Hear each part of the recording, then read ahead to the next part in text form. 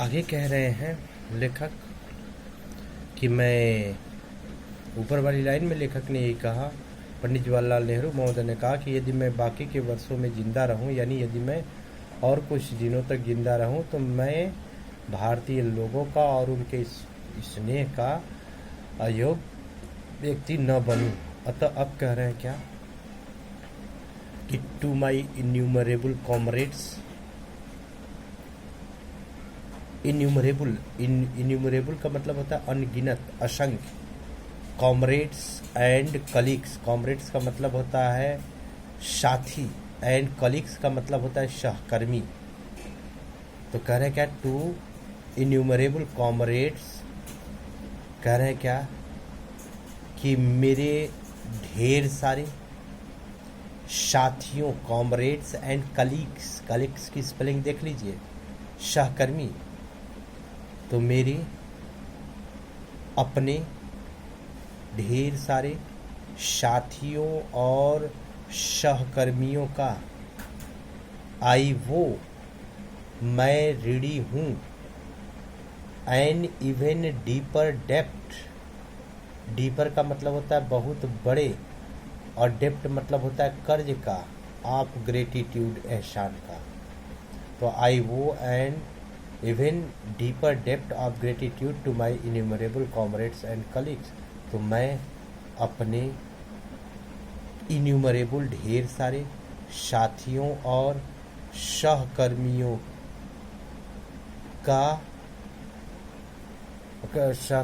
का उनके बहुत बड़े एहसान के कर्ज का मैं क्या हूँ, ऋणी। देखा करें क्या, आई वो मतलब होता है ऋणी हूँ। I owe an even deeper depth, deeper का मतलब होता है गहरा, डेप्थ मतलब कर्ज, ग्रेटिट्यूड का मतलब होता है एहसान। तो कह रहे हैं क्या, to my innumerable comrades and colleagues, कह रहे हैं क्या कि ढेर सारे साथियों और सहकर्मियों का, to my innumerable comrades and colleagues, कह रहे हैं क्या कि अपने ढेर सारे साथियों और सहकर्मियों के एहसान के गहरे कर्ज का मैं क्या हूँ, ऋणी हूँ। यानी बहुत बड़े एहसान के कर्ज का मैं क्या हूँ, ऋणी हूँ। I have been joint partners, we have been joint partners, हम ज्वाइंट पार्टनर्स, यानी ज्वाइंट पार्टनर्स, हम लोग संयुक्त साझेदारी, हम लोग संयुक्त साझेदार रहे हैं। We have been joint partners in great undertaking, बहुत बड़े बड़े अंडरटेकिंग्स का मतलब होता है कार्यों के लिए। तो we have been joint partners, हम लोग संयुक्त क्या रहे हैं, साझेदार रहे हैं। और वो भी किसमें, इन ग्रेट अंडरटेकिंग्स, बड़े बड़े कार्यों में। तो यानी हम लोग बड़े बड़े कार्यों को एक साथ मिल करके करते रहे हैं। एंड हैव शेयर्ड, और उस दौरान हैव शेयर्ड हमने बांटा भी है। शेयर मतलब होता है बांटना, हमने बांटा भी है। और अभी क्या, ट्रायम्फ एंड सारोस, सुख दुख को, हार जीत को, विच इनेविटेबली एकम्पनी देम, जो अनिवार्य रूप से, जो इनेविटेबली स्पष्ट रूप से, अनिवार्य रूप से, एकम्पनी देम उनका साथ देते रहते थे, जो उनके साथ साथ हमेशा लगे रहते। तो कह रहे हैं क्या कि to my innumerable comrades and colleagues, कह रहे हैं क्या कि इन्यूमरेबल कॉमरेड्स एंड कलीग्स, अपने ढेर सारे साथियों और सहकर्मियों के ग्रेटिट्यूड, एहसान के गहरे यानी भारी कर्ज का मैं क्या हूँ, ऋणी हूँ। We have been joint partners in great undertakings, हम बड़े बड़े कार्यों में ज्वाइंट पार्टनर्स, सहयोगी रहे हैं। कह रहे हैं क्या, we have been joint partners in great undertakings, हम बड़े से बड़े कार्यों में एक साथ करते रहे हैं। We have been joint partners in great undertaking, हम बड़े बड़े कार्यों में संयुक्त साझेदारी भी करते रहे हैं। And have shared triumph and sorrow, और सुख दुख को हमने क्या किया है, शेयर्ड, बांटा है। और अभी कहाँ पे, विच इनेविटेबली एकम्पनी देम, जो अनिवार्य रूप से, जो स्पष्ट रूप से एकम्पनी देम, सबके साथ साथ लगे रहते हैं। सबके साथ साथ रहने का मतलब क्या है कि यहाँ पर लेखक कह रहे हैं क्या कि कॉमरेड्स और कलीग्स, यानी हम किसी के साथ काम कर रहे हैं तो जो जो लोग साथ में वो कॉमरेड हो गए, ये कहीं उद्देश्य के लिए। और कलीग्स का मतलब जैसे हम लोग पढ़ रहे हैं एक साथ जो वो हमारे कलीग्स हैं, हम लोग मिलकर के काम करते हैं और काम जो करते हैं तो उसमें या तो हमको जीत मिलती है या तो हार मिलती है। तो यह हार जीत हर किसी के जीवन में लगा रहता है। तो इसलिए लेखक कह रहे क्या, विच इनेविटेबली एकम्पनी देम, यह सभी के साथ, यह उनके साथ अनिवार्य रूप से लगे रहते हैं। अब व्हेन आई डाई, आगे लेखक कह रहे क्या कि व्हेन आई डाई, यदि मैं मरूं, यदि मैं मरता हूं तो आई शुड लाइक, मैं चाहूँगा कि my body to be cremated, कि मेरे शरीर का क्या कर दिया जाए, दाह संस्कार किया जाए, कि मेरे शरीर का दाह संस्कार किया जाए, यानी मेरा दाह संस्कार किया जाए। व्हेन आई डाई, यदि मैं चाहता हूँ कि जब मैं मरता हूँ, व्हेन आई डाई, जब मैं मरूं या जब मैं मर जाऊं, तो I should like my body to be cremated, मैं चाहता हूँ कि मेरे शरीर को क्या किया जाए, टू बी क्रीमेटेड, मेरे शरीर का क्या किया जाए, दाह संस्कार किया जाए। My body should be cremated, मेरे शरीर का क्या किया जाए, दाह संस्कार किया जाए, यानी मेरा दाह संस्कार कर दिया जाए। If I die in foreign country, अब लेखक कह रहे हैं क्या कि if I die in foreign country, यदि मैं विदेश में मरूँ तो, अपनी इच्छा को व्यक्त कर रहे हैं, expressing intense gratitude towards Indian people and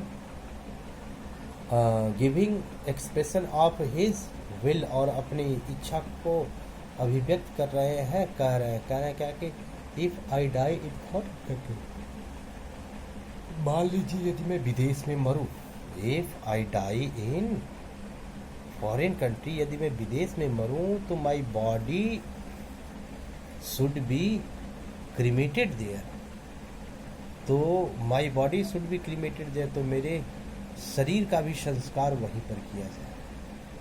my body should be cremated there, तो मेरा दाह संस्कार भी वहीं पर किया जाए। My ashes and my ashes sent to Allahabad, और मेरी अस्थियों को क्या कर दिया जाए, इलाहाबाद भेज दिया जाए। कह रहे हैं क्या कि व्हेन आई डाई, जब मैं मरूं तो I should like my body to be cremated, मैं चाहता हूँ कि मेरा दाह संस्कार किया जाए। If I die in foreign country, यदि मैं विदेश में मरूं तो my body should be cremated there, तो मेरा दाह संस्कार वहीं पर कर दिया जाए। क्रीमेट मतलब होता है दाह संस्कार करना। एंड माई एसेस, एसेस मतलब होता है अस्थियाँ, यानी राख, मरने के बाद remaining parts of the born body, जले हुए शरीर के जो है अवशेष, उसके लिए कह रहे हैं क्या कि and my ashes sent to Allahabad, और मेरी अस्थियों को इलाहाबाद क्या कर दिया जाए, भेज दिया जाए।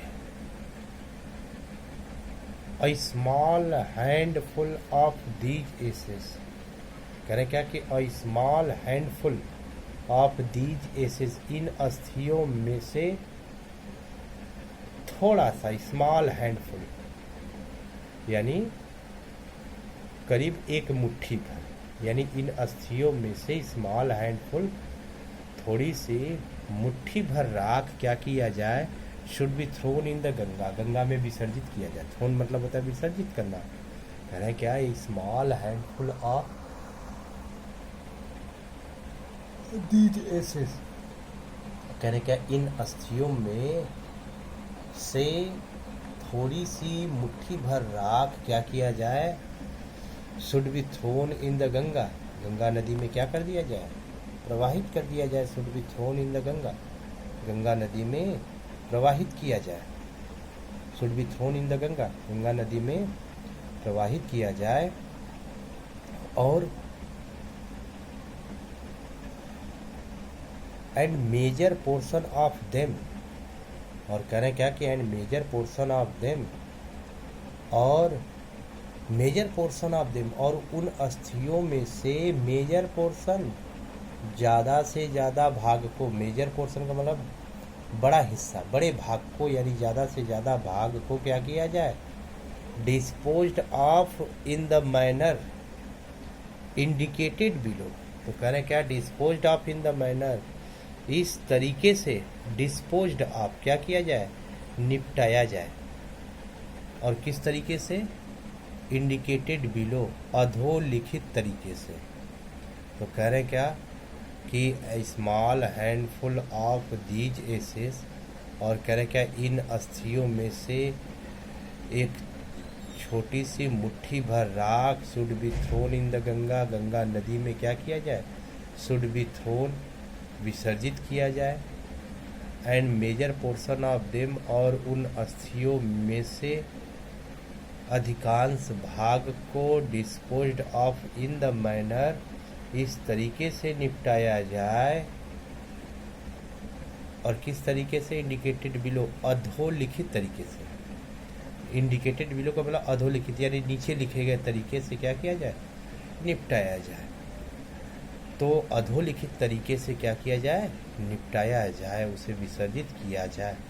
No part of these ashes, इन अस्थियों में से थोड़ा सा भी भाग, थोड़ा सा भी हिस्सा, शुड बी रिटेन्ड, न रखा जाए, आर प्रिजर्व्ड, न रखा जाए, और न प्रिजर्व्ड, संचित करके सुरक्षित रखा जाए। फिर से देख लीजिए, कह रहा है क्या, ये थोड़ा सा टिपिकल लाइन है, इंपॉर्टेंट भी है, इससे क्वेश्चन आंसर बोर्ड में पूछे गए हैं। कह रहा है क्या, व्हेन आई डाई, जब मैं मरूं, तो I should like my body to be cremated, तो मैं चाहता हूं कि मेरा क्या किया जाए, दाह संस्कार किया जाए। लेखक कह रहे हैं क्या कि यदि मैं मरूं, यानी यदि मैं मर जाता हूं, तो मेरा जो है शरीर जलाया जाए, मेरा दाह संस्कार किया जाए। और फिर आगे कह रहे क्या, if I die in a foreign country, यानी यदि मैं दूसरे देश में हूँ, वहाँ पर मर जाऊँ, तो my body should be cremated there, तो my body should be cremated there, तो वहीं पर मेरी अस्थियों को क्या कर दिया जाए, विसर्जित कर दिया जाए। व्हेन आई डाई, जब मैं मरूं, तो I should like my body to be cremated, मेरे शरीर का दाह संस्कार कर दिया जाए। If I die in foreign country, यदि मैं दूसरे देश में मरूं, तो my body should be cremated there, तो वहीं पर मुझे जला दिया जाए। And my ashes sent to Allahabad, और मेरी अस्थियों को क्या किया जाए, इलाहाबाद भेज दिया जाए। अ स्मॉल हैंडफुल, यह ध्यान रखें कि एसेस यहाँ पर बहुवचन में लिखा गया है, तो यह हमेशा बहुवचन में ही लिखा जाता है, यानी एसेस है, एलम्स है, स्पेक्टिकल्स है, यानी ये ऐसे नाउन होते हैं कि हमेशा बहुवचन में ही लिखे जाते हैं, इनका एक वचन नहीं लिखा जाता। फिर आगे कह रहे हैं क्या कि a small handful of these ashes, इन अस्थियों में से थोड़ी सी मुट्ठी भर राख क्या किया जाए, should be thrown in the Ganga, Ganga नदी में विसर्जित कर दिया जाए। थ्रोन का मतलब प्रवाहित करना, फेंकना, थ्रो का थर्ड फॉर्म है थ्रो, थ्रू, थ्रोन, लेकिन यहाँ पर जो होगा विसर्जित किया जाए, गंगा नदी में विसर्जित कर दिया जाए। And major portion of them आया अस्थियों के लिए, और उन अस्थियों के बड़े भाग को, यानी उन अस्थियों के बचे हुए बड़ा भाग या बचे हुए भाग को disposed of in the manner indicated below, अधोलिखित, इंडिकेटेड बिलो का मतलब नीचे लिखे गए, यानी अधोलिखित मैनर तरीके से क्या किया जाए, निपटाया जाए, यानी उसका निपटारा किया जाए। वह अधोलिखित तरीका क्या है कि अभी नीचे है वह। और no part, of these ashes should be retained. Retain मतलब होता है रखना, और प्रिजर्व्ड मतलब होता है सुरक्षित रखना। तो no part of these ashes कह रहे क्या, इन अस्थियों का कोई भी भाग शुड बी रिटेन्ड, कह रहे क्या, no part of these ashes should be retained, न रखा जाए। इन अस्थियों का कोई भी भाग सुरक्षित न रखा जाए, और न रखा जाए और न सुरक्षित किया जाए। यहाँ पे रिटेन मतलब होता है बना करके रखना, प्रिजर्व मतलब होता है सुरक्षित रखना। तो न तो रखा जाए न तो सुरक्षित किया जाए। तो अभी जो हम लोगों ने पढ़ा लेसन जो है, अभी हम लोग जो लेसन की शुरुआत किए हैं द गंगा है। अभी द गंगा लेसन में हम लोगों ने एक पैराग्राफ देखा। इसमें ध्यान रखिएगा कि बोर्ड के पेपर में ये जो अभी आपने पैराग्राफ पढ़ा व्हेन आई डाई, इससे जो है क्वेश्चन आंसर जो है पूछे जाते हैं।